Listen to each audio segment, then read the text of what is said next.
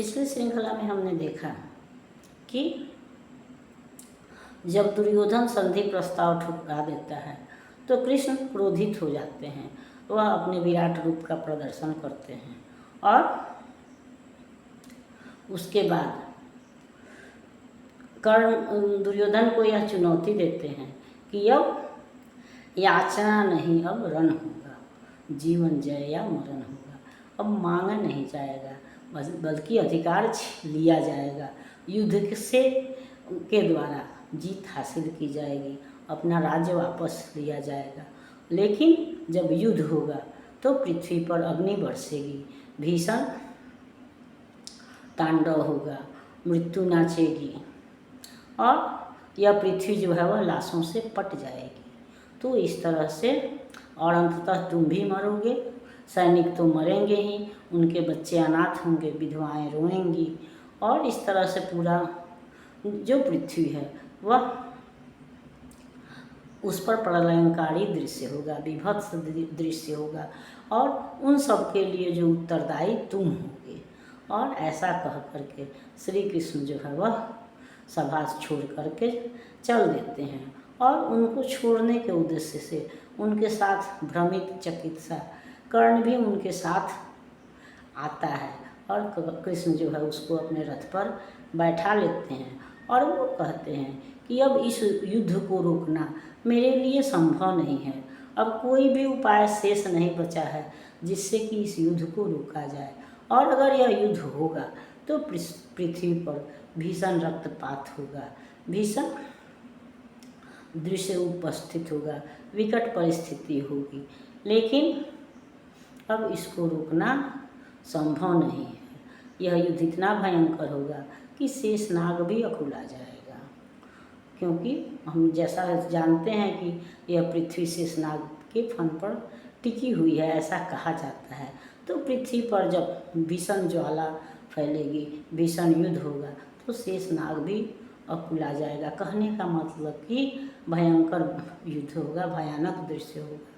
तो इसको कैसे टाला जाए और कि मानवता बच जाए, विश्व में शांति रहे, और इसके लिए अंतिम प्रयास या अंतिम उपाय उनको यही लगता है कि कर्ण को दुर्योधन से अलग कर दिया जाए, क्योंकि वह जानते हैं कि दुर्योधन ने यह युद्ध जो है वह कर्ण के बल पर ही ठाना है, कर्ण के साथ से ही उसको साथ बल है। तो अगर कर्ण हट जाता है तो दुर्योधन अपने आप कमज़ोर पड़ जाएगा या युद्ध का विचार छोड़ देगा। ऐसा सोच करके वह रहस्य जो वर्षों से छिपा हुआ है वह कर्ण को बतलाते हुए कहते हैं कि अगर तू चाहे तो यह युद्ध रुक सकता है, क्योंकि तुम्हारे ही बल पर कर्ण दुर्योधन ने इस युद्ध का आयोजन किया हुआ है, तुम्हारे ही बल पर वह घूमता है, खुश होता है, या युद्ध ठाने हुए है।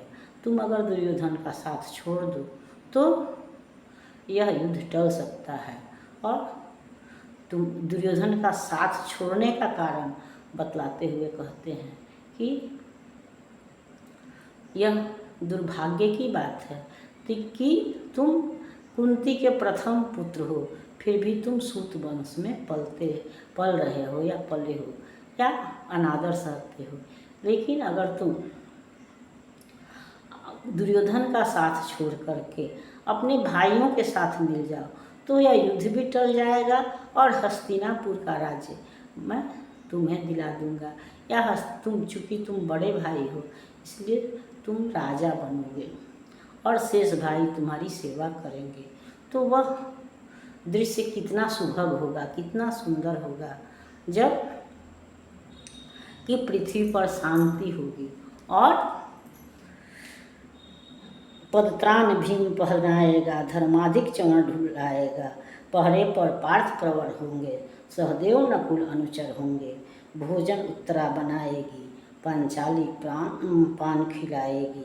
आहा क्या दृश्य सुभग होगा, आनंद चमत्कृत जग होगा, सब लोग तुझे पहचानेंगे, असली स्वरूप में जानेंगे, खोई मणि को जब पाएगी, कुंती फूली न समाएगी। रण अनायास रुक जाएगा, कुरुराज स्वयं झुक जाएगा, संसार बड़े सुख में होगा, कोई न कहीं दुख में होगा। सब गीत खुशी के गाएंगे, तेरा सौभाग्य मनाएंगे। गुरु राज्य समर्पण करता हूँ, साम्राज्य समर्पण करता हूँ।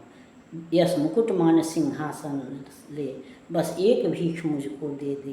कौरों को तजरन रोक सके, भूखा हर भावी सोख सके। सुनकर कर्ण अधीर हुआ, क्षण एक तनिक गंभीर हुआ। फिर कहा बड़ी यह माया है, जो कुछ आपने बताया है। दिन मनी से सुनकर यही व्यथा, मैं भोग चुका हूँ ग्लानि व्यथा। जब ध्यान जन्म का धरता हूँ, उन्मन यह सोचा करता हूँ।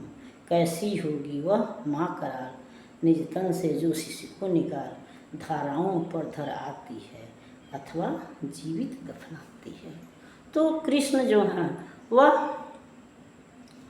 कर्ण को दुर्योधन का साथ छोड़ने के लिए प्रेरित करते हैं, या उससे याचना ही करते हैं कि तुम दुर्योधन का साथ छोड़ दो, तो यह पृथ्वी जो है वह सुखी हो जाएगी, सर्वत्र शांति हो जाएगी। कुरुराज दुर्योधन जो है वह स्वयं झुक जाएगा, और तब यह कुरुराज का जो मुकुट है, हस्तिनापुर का जो राज मुकुट है, वह मैं तुम्हारे सर पे सजाऊंगा। और तब धर्माधिक यानी कि युधिष्ठिर जो है वह चंवर डुलाएगा। वो भीम जो है परित्राण का मतलब आपका जूता चप्पल जो भी है वो भीम पहनाएगा। वो ये पार्थ यानी अर्जुन जो है वह पहरा देंगे। नकुल सहदेव तुम्हारे अनुचर होंगे, सेवक होंगे। उत्तरा खाना बनाएगी, पांचाली पान खिलाएगी, और तब कुंती भी तुमको प्राप्त करके खुश हो जाएगी। तो कितना अच्छा दृश्य होगा अगर यह युद्ध टल जाता है और यह पृथ्वी भी शांति मनाएगी। यह मानवता भी तुम्हारा गुणगान करेगी, सब तुम्हारा गुणगान करेंगे यदि तुम और दुर्योधन का साथ छोड़ दो। तो ये जो पृथ्वी पर जो शांति होगी उसका श्रेय तुमको जाएगा। अब एक यह तुम्हारे ही बस की बात है कि तुम इस युद्ध को टाल सकते हो। तो कर्ण इस बात को सुनकर थोड़ा सा रुकता है और फिर वही कहता है कि मैं अपने जन्म का रहस्य, दिन मणि यानी सूर्य को कहते हैं, दिन का जो मणि है, दिन का जो शोभा है, तो दिन की शोभा क्या, सूर्य के आगमन से ही हमारा दिन होता है और सूर्य के अस्त होने पर रात हो जाती है। तो वही कह रहे हैं कि मैंने अपने जन्म की कथा सूर्य भगवान से सुनी है, और ऐसा हम जानते हैं या देखे हुए हैं कि कर्ण बार बार बेचैन होकर के अपने माता पिता का पता जानना चाहता था, क्योंकि वह असाधारण बालक था। कवच कुंडल लेकर के कोई पैदा नहीं होता। और यह प्रश्न हम पिछले श्रृंखला में या अध्याय में देख चुके हैं कि यह प्रश्न परशुराम भी करते हैं कि सूत वंश में कोई कवच कुंडल लेकर के पैदा नहीं हो सकता। तो यह जो विडम्बना थी, जो विरोधाभास जो था, वह कर्ण को भी दुखित करता था, बेचैन करता था। इसलिए, और वह सूर्य का महान भक्त था, यह भी हम जानते हैं। तो उसने बार बार यह प्रश्न किया था कि मेरे माता पिता कौन हैं, और तब सूर्यदेव ने उसको अपने जन्म का रहस्य बता दिया था। तो इस तरह से वो कर्ण जो है वह अपने जन्म का रहस्य जानता था। तो वह कृष्ण से कहता है कि मुझे मेरे जन्म की कथा बतलाने की ज़रूरत नहीं है, और हम यह भी जानते हैं कि वह सदैव तिरस्कृत होता रहा है सूत वंश में पलने के कारण। तो इसलिए उसको कुंती पर आक्रोश है कि कुंती तो उसको पहचान रही थी, तो फिर जब ज़रूरत पड़ी, या तो कुरु राज्य के राज्यसभा में या छुपकर भी, तो कभी कुंती ने उसको याद नहीं किया, उसके दुखों पर मलहम नहीं लगाया। तो फिर आज उसको बुलाने का, उसको अपने कुल में शामिल करने का क्या मतलब है।